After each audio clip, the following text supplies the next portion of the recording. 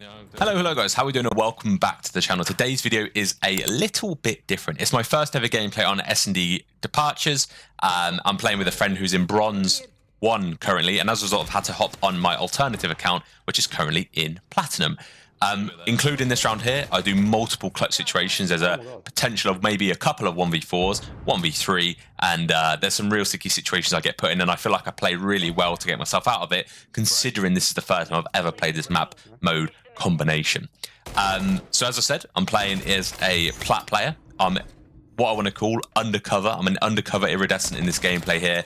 As I've said, as you guys probably know if you're followers of the channel, I consistently hit Iridescent on all sorts of games, MW3, blah, blah, blah, blah, blah. And in this game, I had to obviously jump on my Platinum account. Now, I've sort of wanted to pose this video as a series idea for Black Ops 6 and just get its feedback. So if you've got any sort of feedback whatsoever, feel free to let me know. If you think it's scummy because it's almost like a Smurf account, fine, I'll take that on board and refer and not do it quite as much. Obviously, I'd like to play with my friends as well, but whether or not it's on YouTube is up to you. And yeah, do you like the idea of seeing how an Iridescent player would perform against a bronze, silver, gold, platinum lobby? And if so, hopefully this video or this series is going to be hopefully beneficial to you. So as I said, this is one of the rounds where I do perform pretty well. It's the first sort of game on this map mode combo, as I said. Kudos to that guy sticking it, but hey, we're back, and yeah, that's a little 1v4 in the book for the first ever round on Departures S&D. Now I know ranked play is at an end. I'm still going to be doing ranked play content until I've weaned through all the gameplay I've got in the backup. But the main content between now and the release of Black Ops 6 is going to be sort of news and updates and things like that. And if it's going to be, it's 10 days away, maybe even less now actually. Yeah, it's out next Friday. I can't bloody wait. Content's going to be good. There's going to be BPL8s and there's going to be tips and tricks from the start. So yeah, let's get into the gameplay. I'm going to hopefully talk through what my mindset is and what I'm trying to do in my mind. A lot of this, obviously, you're not going to be able to use in MW3 because the game's pretty much over. But hopefully the rhythms I put into this gameplay, you can hopefully use when Black Ops 6, because a lot of the logic is the same. It's S&D at the end of the day, and S&D is likely to be one of the game modes in comp of Black Ops 6. So we start the gameplay off with a 1 versus 4, solid 1 versus 4, and an almost a 1 versus 4 clutch situation in the second round there, which we eventually lose. But I do have a cruise missile in the back pocket. Now this map was a little bit weird. I wasn't really sure how to play it. As I say, I'm only playing with one other player who's in Bronze 1 at this point, and I'm playing with 2 other people.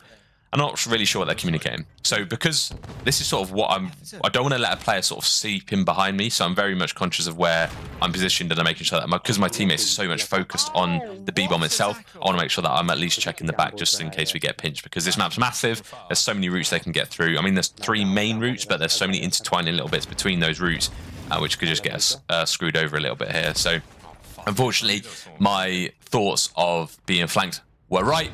It just happened a little bit later than I thought. I maybe didn't account for how big the map actually was. But teammates managed to the teammate manages to clutch up that round. In any case, we're 3 rounds in. I'm on 6 kills. We take that as a dub. The gameplay itself finishes with me on 16 kills, so it's a pretty solid gameplay. There's a few rounds I absolutely milk, like that one there. But there's other rounds like the first 2 which do make up for it. So it's entertaining to watch, even if you're not here for the little bit of not hearing me ramble. Feel free to mute the video if you want. But yeah. So I like this map. I'm glad it was added in because it just spices it up a little bit. And as you guys know, I'm about to do a smoke glitch. Now, Karma bites me in the ass immediately here because I threw it. Yeah, you can see here, this is exactly what happened. I couldn't see them because of the smoke glitch, and I've been punished as a result of trying to be a bit cheesy. But if you guys have played in the high rank lobbies at the moment, you're going to know smoke glitches are left, right, and rhubarb. But in any case, we lose the round. Yeah, something I do here in S&D more than any other game mode is watch my kill cams, because I'm not going to respawn. There's no reason to rush and skip the kill cams in this gameplay, and hopefully what you guys are going to do when Black Ops 6 launches in S&D is just watch your kill cams. It's free, very valuable information that is hopefully going to give you the comms you need that you don't get from being alive. So there's a lot of our weight towards the B bomb plant spot. Teammates get killed in the back, so we're thinking, let's switch this up a bit, let's try and rotate all the way back to A. I throw a smoke at B. and we're in this sticky situation where I'm left in a 1v4, now a 1v3 sort of situation, and I'm stuck in this corner of the map. So what I'm trying to do, I know these players aren't.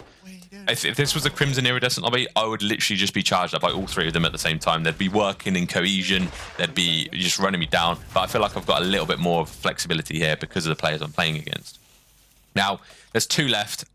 There's two ways I can go, out in the street or out this way. I chance to go out this way. Unfortunately, do get caught. And yeah, bad decision making there. I think that's just map knowledge and being able to know when to just try and leave a situation. I think more reps on this map would have, I'd have just ran all the way up past Eskies and managed to get away.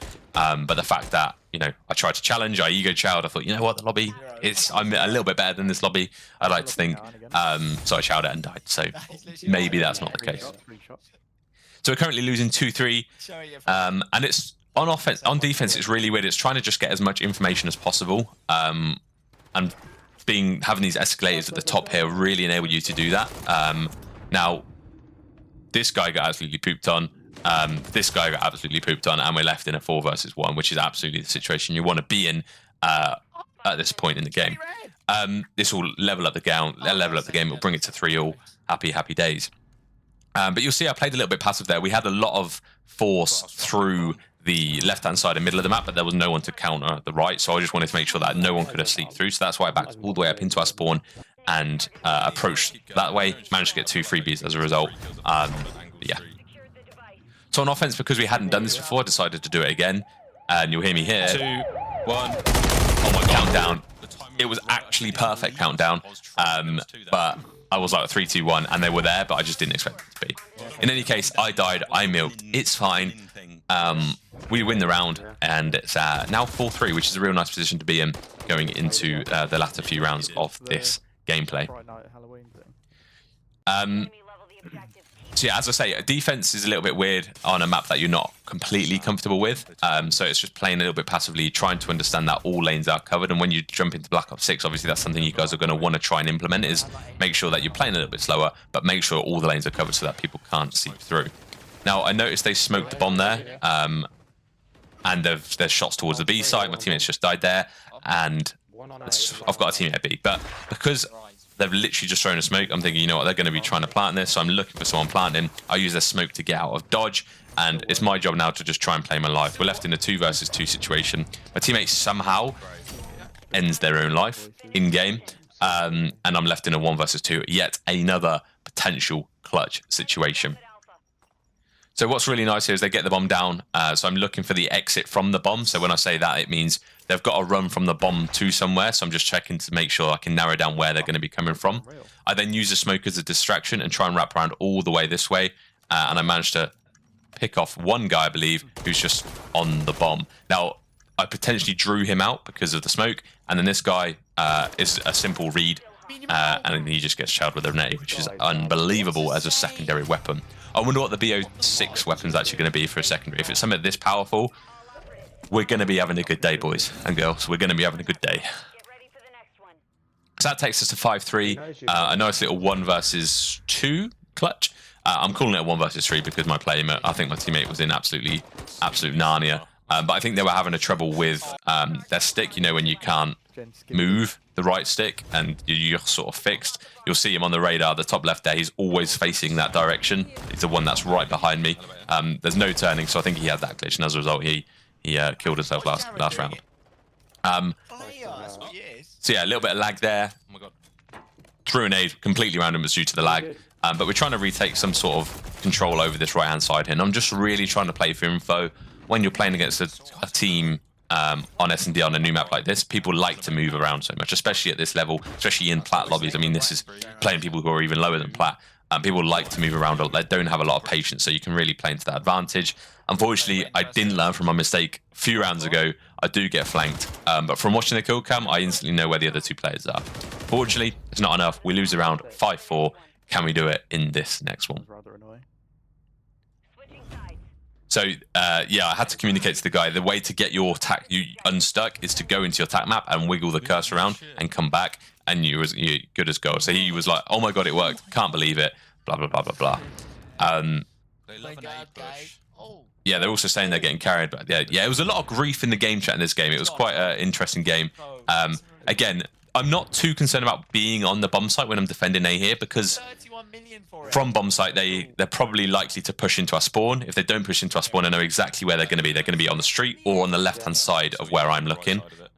So I'm not too concerned to be on the bomb per se to defuse the situation or to stop them from planting. If they plant, I think A is a relatively easy retake to try and do. But my teammates go huge this round. They get 3 kills, leaving it as a 3 versus 1. And yeah, I'm just trying to stick together with my teammate. At the end of the day, I don't want to lose a 3 versus 1. But they shoot, and we know exactly where they are. So it's just a case of hunting them down, which we do so relatively successfully. So as the gameplay, I dropped 16 kills in a 6v4 match. Could have been better. I think if I'd have warmed up more in this map, it probably could have been maybe 20 kills. I hate to say, but maybe 20 kills. But yeah, I hope this was a interesting gameplay and somewhat entertaining one at least. And yeah, I'll see you in the next one. For now. Comrade Dippo, Link Happy Hippo. What the fuck? What? He's literally 8 years old. What does that mean? I don't know. The one just after this.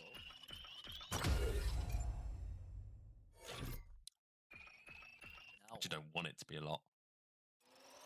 Alright. What are we doing? That's a glitch. God, so are you seeing this? Oh, what? Look at the He got 4,000.